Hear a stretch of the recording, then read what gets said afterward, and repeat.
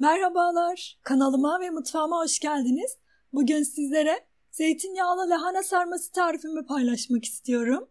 Nefis bir lezzet oluyor, mutlaka denemelisiniz. Yeni tariflerimden haberdar olabilmek için kanalıma abone olup zili tıklayıp bildirimleri açmayı unutmayınız. Tarifimiz için küçük boy sarmalık lahana aldım. En dışındaki 2 tane yaprağını kopartıp atıyorum. Onları kullanmıyoruz. Yapraklarını tek tek ayırıyorum. Üst kısmını kestim. Üst kısmını kese kese yapraklarını tek tek ayırdım. Güzelce yıkadım. Haşlıyorum. Böyle 2'şerli, 3'erli yaprağın büyüklüğüne göre tencereye aldım.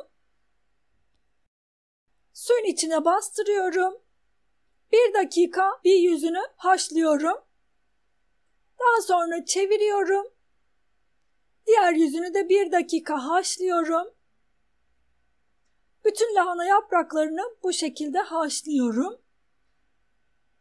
Lahana yapraklarını sudan çıkarttım. Soğuk sudan geçirip bir süzgeç üzerine aldım.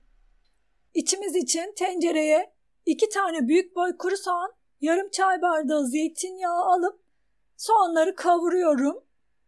Ne kadar bol soğan kullanırsanız o kadar lezzetli olacaktır. 1 yemek kaşığı dolmalık fıstık ekledim. Karıştırıyorum.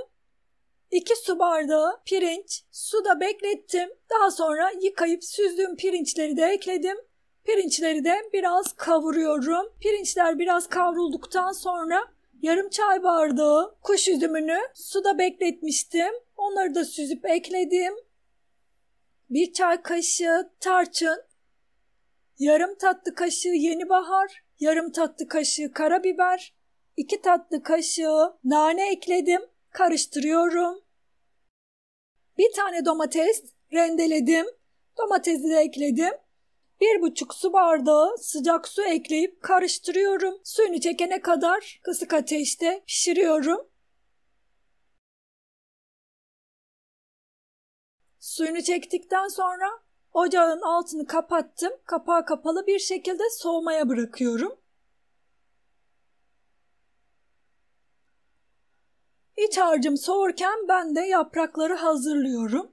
Ben öncesinde yaprakları hazırlıyorum. Daha sonra sarıyorum.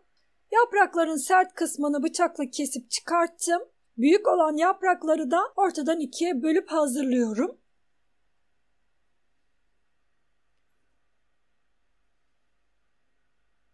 İç harcımız soğudu. Şöyle bir karıştırdım. 1'er tatlı kaşığı veya 1,5 tatlı kaşığı kadar yaprağın büyüklüğüne göre iç harcımdan ekleyip sarıyorum.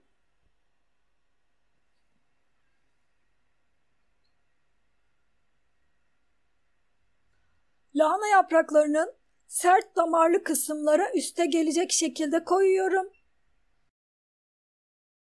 İç harcımdan aldığım kenarlarını kapatıp sarıyorum. Çok kalın olmasını istemiyorum.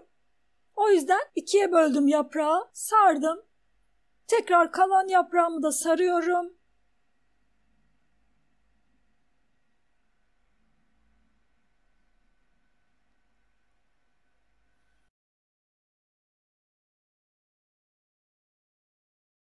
Bütün yapraklarımı sardım. Sert kısımları da tencerenin dibine yerleştirdim. Üzerine de sardığım lahanaları diziyorum.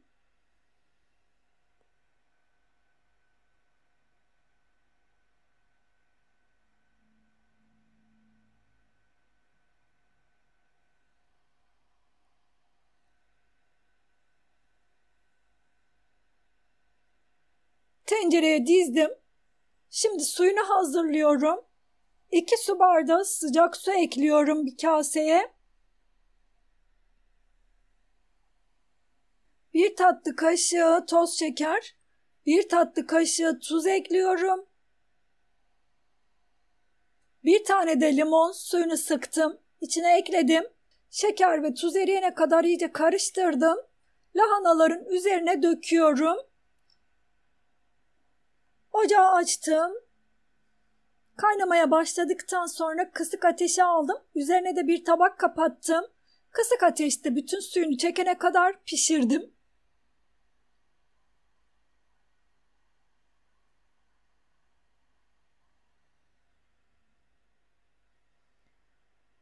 Soğuduktan sonra servis edebilirsiniz.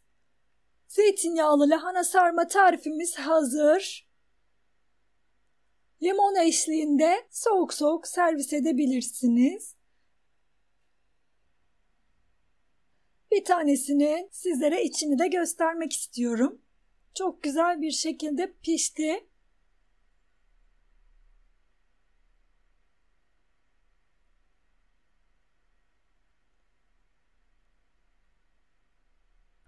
Deneyeceklere şimdiden kolay gelsin. Herkese afiyet olsun. İzlediğiniz için teşekkürler.